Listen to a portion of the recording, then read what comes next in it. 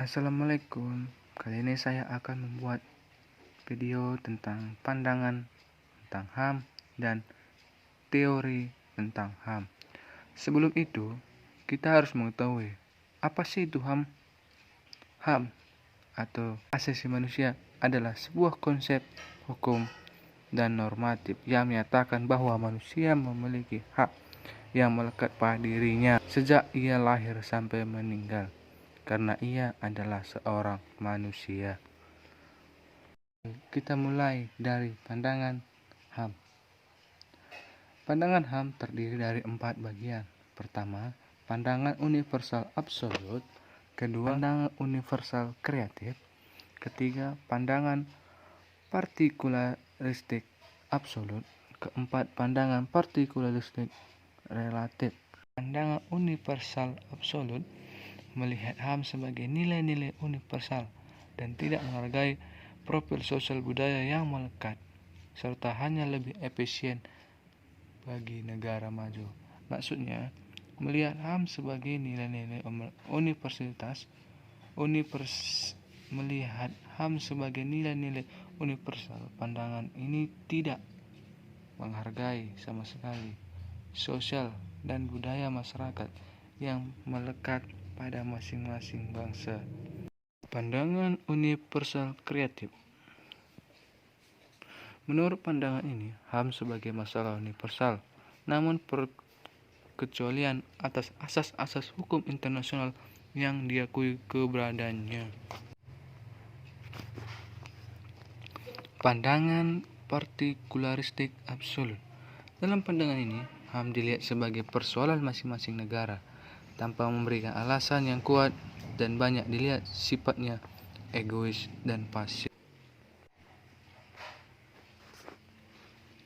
Pandangan partikularistik relatif.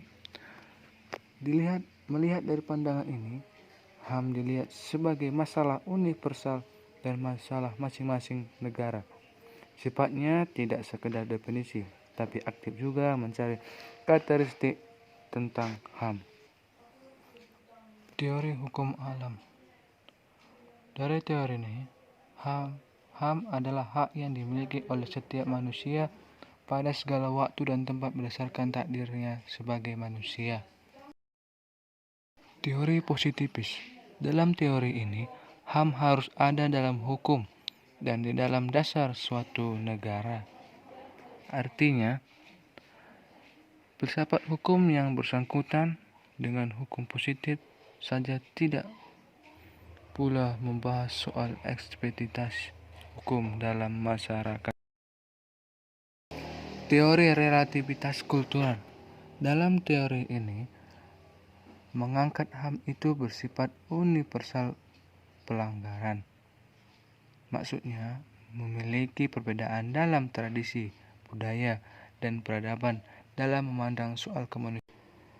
Dilihat juga bahwa nilai-nilai moral budaya bersifat khusus, berarti bahwa nilai-nilai moral HAM bersifat lokal dan berlaku khusus pada suatu negara atau berlaku hanya di suatu tempat saja.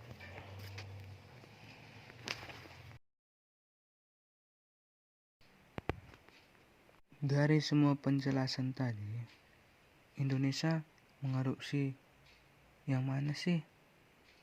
HAM-nya Indonesia itu teori yang mana? Dan pandangan yang mana? Dari kesimpulan yang saya temukan, Indonesia itu menganut teori hukum alam. Teori ini bersifat bukan buatan suatu negara, melainkan kekuasaan alam yang bersifat umum dan tidak berubah.